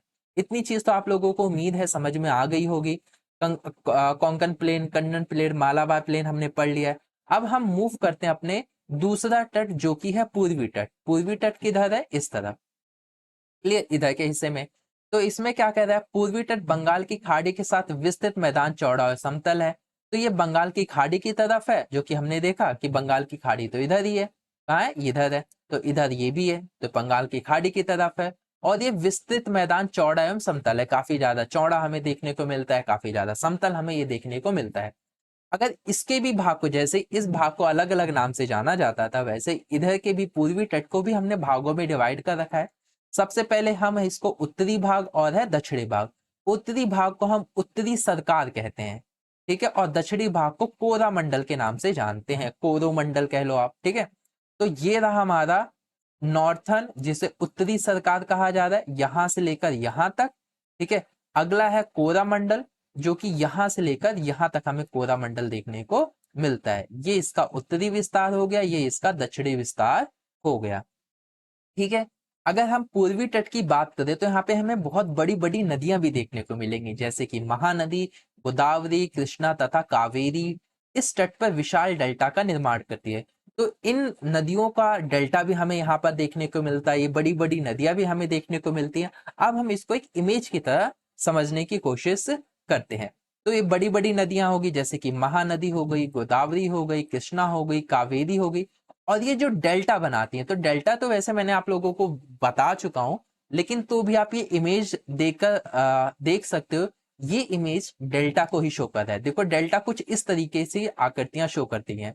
ठीक है, यानी जब ये रिवर यहां से फ्लो करते करते करते बे ऑफ बंगाल में जाके ऐड हो जाते हैं, मिक्स होती हैं, गोदावरी हो गई, चाहे कृष्णा हो गई, कावेरी हो गई, जब ये बे ऑफ बंगाल में ऐड होती है, मिलती हैं, तो वहां कुछ इस तरीके का डेल्टा बनता है। ये कुछ इस तरीके का इमेज यहाँ पर बनता है। इमेज के थ्रू समझा रहा, तो उम्मीद करता हूँ चीजें समझने में आप लोगों को बहुत आसानी हो रही होगी, चीजें समझने में अच्छा आ रहा है, मजा आ रहा है, तो कमेंट करके आप मुझे बताओ कि हाँ सर मेरे को समझ में आ रहा है, आप अच्छा पढ़ा रहे हो, मेरे को चीजें क्लियर होती चलती हैं। ठीक है, यहाँ पर हमें पूर्वी तट में एक इंपॉर्टेंट लेक भी देखने को मिलता है। उस इंपॉर्टेंट लेक का नाम है चिल्का लेक। और ये चिल्का लेक कहाँ देखने को मिलेगा? ये चिल्का लेक हमें उड़ीसा में देखने को मिलेगा। उड़ीसा का पुराना पुराना नाम है उड़ीसा कहा जाता था, लेकिन अब तो इसे उड़ीसा कहा जाता है। तो उड़ीसा के अंदर हमें चिल्का लेक देखने को मिलता है, जो कि आपको ध्यान रखना है बहुत ही इंपॉर्टेंट लेक है। साथ ही लार्जेस्ट सॉल्ट वाटर लेक है। क्या कहा? लार्जेस्ट सॉल्ट वाटर लेक हमें कौन सी है? चिल्का लेक हमें देखने को मिलती है। भारत देश के अंदर लार्जेस्ट सॉल्ट वाटर लेक कौन सी है? तो आप बोलोगे क्या? चिल्का लेक है। ये कहाँ रहती है? Near by Mahanadi delta. तो महानदी कहाँ है? अभी हमने देखा, तो महानदी ये रहा, डेल्टा उसके यहाँ बनते हैं। तो यहाँ पे देखो ये मार्क भी किया गया चिल्का लेक, तो यहाँ पर ही चिल्का लेक हमें देखने को मिलेगा। क्लियर? इतनी चीज तो आप लोगों को समझ में आ गई होगी अच्छे से, और ये टॉपिक इसी के साथ खत्म हो जाता है। अब मूव करते हैं अपने दूसरे टॉपिक की तरफ, जिसका नाम है द्वीप समूह। तो अगर हम बात करें द्वीप समूह की, तो द्वीप समूह को कहा जाता है आइलैंड्स। तो आइलैंड के बारे में अगर मैं आप लोगों को बताऊं, तो भारत देश के अंदर आइलैंड हमें दो जगह देखने को मिलते हैं। एक ये रहा लक्षद्वीप वाला आइलैंड, और यहाँ पे भी हमें देखने को मिलता है दूसरी जगह ये रहा, जिसे हम अंडमान और निकोबार आइलैंड कहते हैं। यहाँ पे एक ही आइलैंड नहीं है, ये चीज बता दूं आप लोगों को। ये छोटे छोटे आपको जो दिख रहे हैं ना, डिफरेंट आइलैंड्स हैं, इनके ग्रुप को ही हम लक्षद्वीप कह रहे हैं। और यहाँ पे भी हमें बहुत अलग अलग आइलैंड्स दिख रहे हैं, इनके ग्रुप को ही हम अंडमान और निकोबार आइलैंड के नाम से समझ रहे हैं। अगर मैं बात करूँ आइलैंड्स की, जिसे हम द्वीप कहते हैं, तो द्वीप वो होते हैं जो चारों तरफ पानी से घिरे घिरे होते हैं। तो देख लो इसके सारे साइड में क्या पानी है, इसके भी सारे साइड पानी है। ठीक है, ये किसी और का एग्जाम्पल है, ये इंडिया का नहीं है, हवाई का है। हवाई से मुझे याद आया कि अगर आप लोगों ने डोरेमोन देखा होगा, तो सुनियो एक ऐसा शख्स था जो कि हवाई छुट्टियों में जाता रहता था। ठीक है, लेकिन वो हवाई जो जाता रहता था, वहां पे आप मुझे कमेंट करके बताओ, अगर आप सच्चे डोरेमोन के फैन रहे हो या आपने बहुत देखा है, तो हवाई का वहां पे उसका कौन रिश्तेदार रहा करता था, वे मुझे आप लोग कमेंट करके मुझे जरूर बताओ। ठीक है, तो आइलैंड हमने हमने समझ लिया। तो आइलैंड हमने दो देखा कि एक लक्षद्वीप है और दूसरा है अंडमान और निकोबार। तो सबसे पहले हम लक्षद्वीप को समझते हैं। तो द्वीप का समूह छोटे छोटे प्रवालों द्वीपों से बना है। तो अगर हम लक्षद्वीप की बात करें, तो छोटे छोटे द्वीप हमें देखने को मिलते हैं। और ये द्वीप की अगर हम फॉर्मेशन की बात करते हैं, तो ये बने कैसे हैं? तो ये प्रवाल द्वीपों से बने। किससे बने? प्रवाल से बने। अब ये प्रवाल क्या चीज होती है, पहले हम इसी को समझते हैं, फिर हम थोड़ी आगे चीजें इसके बारे में डिस्कस करेंगे, लक्षद्वीप के बारे में। तो प्रवाल को इंग्लिश में हम कहते हैं कोरल। अगर आपने कभी समुद्र में स्कूबा डाइविंग वगैरह कभी देखा होगा, या आपने कभी किया होगा, तो आप लोगों को समुद्र के नीचे कुछ इस तरीके का नजारा देखने को मिलता है। और ये देखने में बहुत ही ज्यादा सुंदर होता है। आप लोग मुझे कमेंट करके बताओ कि आप लोगों में से कितने ऐसे लोग हैं जिन्होंने ये स्कूबा डाइविंग की। अगर नहीं किए तो जरूर एक बार करिए आप लोग, काफी ज्यादा आपको वहां का नजारा अच्छा लगेगा। बहुत साफ सुथरा पानी रहता है, तो हर एक चीज ना काफी ज्यादा हमें बहुत ज्यादा एक अलग एक्सपीरियंस रहता है। तो इंग्लिश में मैंने क्या बताया, प्रवाल को कोरल कहा जाता है। तो कोरल कुछ इस तरीके से नजर में आते हैं। अब कोरल के बारे में हमने देख लिया, ये कोरल नजर में कैसे आते हैं। अब इनके बारे में हम कुछ बात करते हैं, कुछ और चीजें समझते हैं। जिसे कोरल को हम बात करें, इसे हिंदी में प्रवाल कहा जाता है। प्रवाल पॉलिप्स कम समय तक जीवित रहने वाले सूक्ष्म प्राणी है। तो ये बहुत ही छोटे माइक्रोस्कोपिक प्राणी है, यानी आप इनको देख नहीं सकते, इनके घर है, इसी के अंदर ये रहते हैं, मान लो ये इन्हीं के अंदर ये रहते हैं, और ये इतने छोटे हैं कि इनको हम अपनी आंखों से देख नहीं सकते। ठीक है, इसके लिए हमें माइक्रोस्कोप की आवश्यकता होगी जो इसको देख सकेगा। ठीक है, तो ये तो उनका पूरा घर है, बनने के बाद कुछ इनका घर इस तरीके से नजर आता है। तो बहुत ही, लेकिन इनका जो जीवन होता है प्रवाल का, ये बहुत ही कम समय तक जीवित रहते हैं, और ये साथ ही के साथ समूह में रहते हैं, पूरे ग्रुप में रहते हैं। तो आप ये देख सकते हो ना कितने ग्रुप में एक ही साथ इनके घर हैं आसपास। इनका विकास छिछले तथा गर्म जल में होता है। तो अगर इनकी बात करें, जो विकास होता है ये आपको वहीं देखने को मिलेंगे जहां इनका छिछला पानी यहाँ पे देखने को, जहां पर होगा, जहां पे गर्म जल होगा, वहीं पे आपको इस तरीके के पौधे देखने को मिलेंगे, प्रवाल देखने को आपको मिलेंगे। अगर बात करें इसके, ये कैल्शियम कार्बोनेट का स्राव करते हैं, यानी इनसे क्या निकलता है, कैल्शियम कार्बोनेट निकलता है। यानी इन प्रवालों से क्या निकलता है, कैल्शियम कार्बोनेट ये छोड़ते हैं। प्रवाल स्राव एवं प्रवाल अस्थियां टीले के रूप में निक्षेपित होती हैं। ये मुख्यतः 3 प्रकार के होते हैं। इसके बारे में बाद में बात करेंगे, मतलब अभी थोड़ी देर बाद, कि 3 प्रकार के क्या होते हैं। तो जब इनका जो स्केलेटन होता है और ये कैल्शियम कार्बोनेट छोड़ते हैं, जब ये छोड़ते हैं ना, तो धीरे धीरे क्या बन जाते हैं कि, क्योंकि एक संख्या में तो रहते नहीं, आप ये देख समुद्र में जाओगे तो बहुत ही बड़ी संख्या में है देखने को मिलेंगे, और ये फिर बहुत बड़ी संख्या में इनके स्केलेटन होते हैं, क्योंकि मर जाएंगे तो स्केलेटन तो इनका वहीं रहेगा। साथ ही कैल्शियम कार्बोनेट छोड़ते हैं, तो धीरे धीरे क्या करते हैं, जमीन के ऊपर परत बनने लग जाती है, लेयर्स बनने लग जाती हैं, और फिर लेयर्स बन के क्या बना देते हैं, एक आइलैंड के रूप में हमें नजर आने लगते हैं। धीरे धीरे लेयर्स क्या होते हैं, बढ़ते रहते हैं, काफी ज्यादा टाइम लग जाता है, एक दिन की बात नहीं होती, मिलियंस ऑफ ईयर लग जाते हैं इसे होने में। लेयर्स बढ़ती रहती है, स्केलेटन कैल्शियम कार्बोनेट मिलते रहते हैं, बनते रहते हैं, फिर एक धीरे धीरे करके क्या हो जाते हैं कि एक द्वीप की तरह ये या नजर आने लगते हैं हमें। ठीक है, ये रहे। अगर हम बात करें तो ये 3 प्रकार के देखने को मिलेंगे। पहला है प्रवाल रोधिका, दूसरा है तटीय प्रवाल भित्ति, और तीसरे की अगर हम बात करें तो वो है ग्रेट बैरियर, जिसे कहा जाता है ग्रेट बैरियर रीफ, इसको कहा जाता है। क्लियर? तो ये तीनों प्रकार कुछ इस तरीके से हैं। सबसे पहला है बैरियर रीफ। ठीक है, तो बैरियर रीफ कुछ इस तरीके से देखने को मिलता है, इसका आकार कुछ इस तरीके से हमें देखने को मिलता है, जैसा कि आप इमेज में आपको दिख भी रहा होगा कि यहाँ पे छोटे छोटे प्रवाल हैं, तो कुछ इस तरीके से इमेज शो कर रहे हैं। और दूसरा है फ्रिंजिंग रीफ कहा जाता है जिसे, ठीक है, वो कुछ इस तरीके से हमें देखने को मिलते हैं। ठीक है, ये इस तरीके की आकृति बनाते हैं। और थर्ड है एटॉल्स। एटॉल्स कैसे बनते हैं, कुछ इस तरीके का शेप बनाते हैं, गोलाकार तरीके से कह सकते हो शेप बना रहे हैं। ठीक है, तो यहाँ पर ये पौधे होंगे, इन्होंने कैल्शियम कार्बोनेट और इनके स्केलेटन रहा होगा, धीरे धीरे करके ऊपर उठ गए हैं। ठीक है, इतनी चीज तो आप लोगों को समझ में आ गई होगी। तो पहला प्रवाल रोधिका है, ये जिसे बैरियर रीफ कहा जा रहा है, ये सीक्वेंस वाइज है। दूसरे पे तटीय प्रवाल भित्ति, ठीक है, तो ये दूसरा वाला इमेज है। और थर्ड क्या था हमारा, ग्रेट बैरियर था। ठीक है, तो ग्रेट बैरियर हमारा क्या है, ये रहा, जिसे अटॉल्स के नाम से जाना जा रहा है। ठीक है, तो ये तो रहा हमारा, कुछ हमने कौदल के बारे में समझा, और उनके वो किस तरीके से पहाड़ बना देते हैं ये भी हमने समझा, कार्बोनेट और उनके स्केलेटन की वजह से। तो ये चीज तो आपको समझ में आ गई। तो इसी से ही द्वीप बन गए हैं। अगर हम बात करें लक्षद्वीप की, तो इसको पहले लाकाद्वीप, मिनिकॉय और अमीन द्वीप के नाम से जाना जाता था। मतलब ये लक्षद्वीप का पुराना नाम है। 1973 में इसका नाम बदल के लक्षद्वीप रख दिया गया। ठीक है, इस पूरे ग्रुप को क्या कहा जाता है, अब लक्षद्वीप कहा जाता है। अगर इसकी बात करें कि कितना फैला है, तो ये 32 वर्ग किलोमीटर तक छोटे से इलाके में फैला है। तो 32 वर्ग किलोमीटर छोटा से इलाका है, उतनी दूरी तक ये फैला हुआ है। तो हमने कोरल समझ लिया, ये सब समझ लिया। ठीक है, अब इसी के ही पार्ट हैं और पॉइंट्स हैं लक्षद्वीप के, कि जो कवरत्ती द्वीप है, ये लक्षद्वीप का प्रशासनिक मुख्यालय। प्रशासनिक मुख्यालय का मतलब, क्योंकि आइलैंड यहाँ पे बहुत सारे हैं, जैसा हमने इमेज में भी देखा था कि आइलैंड यहाँ पे हमें बहुत सारे देखने को मिल रहे हैं। तो जो कवरत्ती द्वीप है, ठीक है, यहीं से ही सारे आइलैंड्स को मैनेज किया जाता है, यहाँ पे इसके हेडक्वार्टर्स हैं, ये मतलब सारी एक्टिविटीज वगैरह मेन चीज यही है। जैसे कहते हैं ना पूरी इंडिया कहाँ से चलती है, दिल्ली से, दिल्ली एक मेन जगह है जहां से पूरी इंडिया को कंट्रोल किया जाता है, वैसे पूरे लक्षद्वीप को कवराती जो द्वीप है वहां से ही कंट्रोल किया जाता है।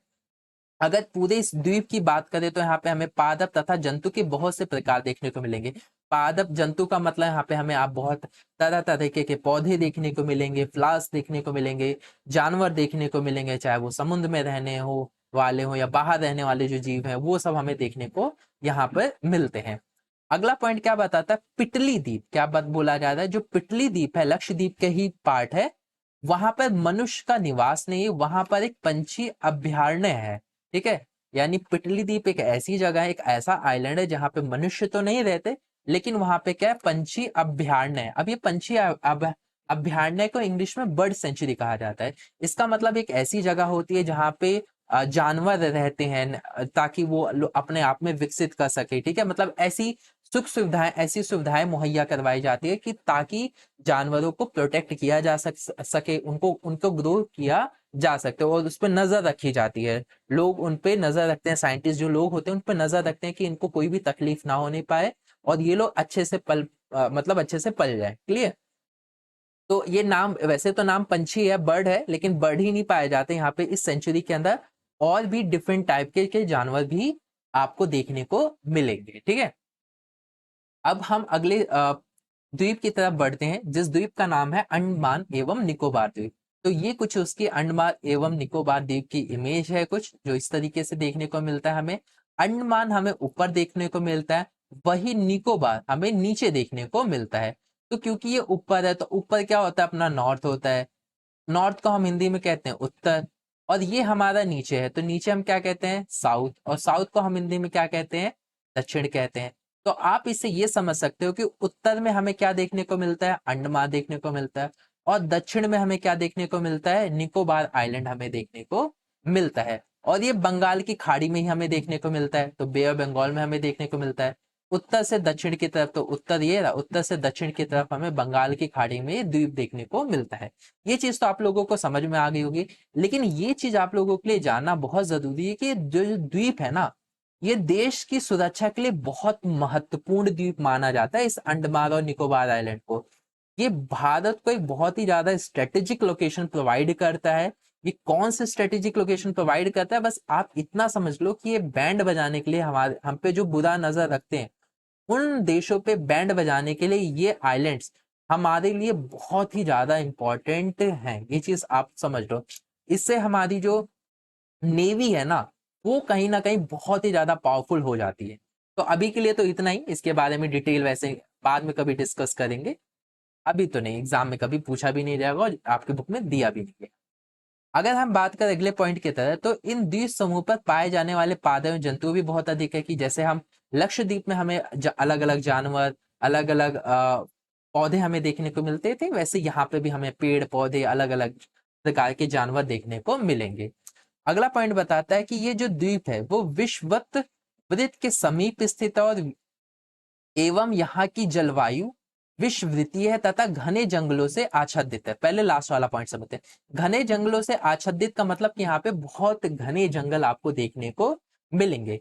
दूसरा पॉइंट स्टार्टिंग की अगर हम बात करें तो द्वीप क्या बताता है, विषुवत वृत्त के समीप है। तो ये रेखा आप इस लाइन में समझो, इसे इंग्लिश में कहा जाता है इक्वेटर कहा जाता है। ये कहने का मतलब ये है कि इक्वेटर के पास हमारा आइलैंड, तो आइलैंड हमारा ये रहा, यहीं पे तो आइलैंड है अपना। ठीक है, तो इक्वेटर की ये नियर बाई है, तो इसीलिए इसे कहा जा रहा है कि ये इक्वेटर के पास है, जिसे हम विषुवत वृत्त रेखा के पास कहा जा रहा है। साथ ही साथ यहाँ पे अगर हम बात करें जलवायु की, तो जलवायु विषुवतीय है। ठीक है, विषुवतीय जो भी प्रोनाउंसिएशन में हो सकती है, मेरी गलती हो, लेकिन जलवायु क्या, ये मैं समझाता हूँ कि विषुवतीय जलवायु क्या होती है, इसको मैं समझाता हूँ। ये एक ऐसी जलवायु होती है जहां पर आपको बहुत ही ज्यादा मॉइस्चर देखने को मिलेगा, कुल मिला के कह सकते हो बारिश बहुत ज्यादा यहाँ पे देखने को मिलेगा। आपको बारिश भी देखने को मिलेगी यहाँ पे, और यहाँ का जो क्लाइमेट होता है वो हॉट भी आपको देखने को मिलेगा। तो कुछ इस तरीके का यहाँ पे हमें क्लाइमेट देखने को मिलेगा, या विश्ववित जलवायु इसी तरीके की होती है, हॉट और रेनी टाइप की, क्योंकि रेन हो रहा है तभी यहाँ पे बहुत ज्यादा घने जंगल हमें देखने को मिलते हैं। अब यहाँ पर एक डिड यू नो वाली चीज है, वो आपको समझा देता हूँ। कहा जा रहा है कि इंडिया के अंदर केवल एक्टिव अगर वॉल्केनो की बात करें तो वो इसी जगह पे पाई जाती है, बैरन आइलैंड में पाया जाता है, जिसे जो कि कहाँ पर है, अंडमान और निकोबार जो ग्रुप ऑफ आइलैंड है वहां पर हमें देखने को मिलता है। जो बैरन आइलैंड है वहां पर हमें केवल एक्टिव वॉल्केनो देखने को मिलेंगे। क्लियर? तो इसी के साथ अपना ये टॉपिक भी खत्म होता है, ये चैप्टर भी खत्म होता है। ये चैप्टर मुझे तो पूरा विश्वास है कि आप लोगों को अच्छे से समझ में आया होगा, आप लोग अच्छे से मेहनत कर रहे होगे, कोई भी डाउट नहीं रहा होगा। अगर डाउट रहा भी होगा तो आप एक बार दोबारा वीडियो को रीप्ले करके देख लो, थोड़ा तसल्ली से देख लो, तो उम्मीद करता हूँ आपको ये चीजें समझ में आ जाएगी। अब इससे रिलेटेड मैं इंपॉर्टेंट क्वेश्चंस भी बनाऊंगा, इससे चैप्टर से रिलेटेड क्या इंपॉर्टेंट एमसीक्यू हो सकते हैं ये भी मैं आपको समझाऊंगा। ठीक है? इसके लिए आप हमारे प्लेलिस्ट चैनल को, प्लेलिस्ट जो बनी है उसको आप चेक करिए, वहां पे आपको दूसरे चैप्टर्स और दूसरे इंपॉर्टेंट क्वेश्चंस भी आपको देखने को मिल जाएंगे। मिलते हैं आप लोगों से। आप लोग और हमारी इस वीडियोस को ऐसे ही देखते रहो, और कमेंट तो जरूर करते रहो, अपने दोस्तों में भी शेयर करते रहो। मिलते हैं आप लोगों से अगेन नेक्स्ट वीडियो में।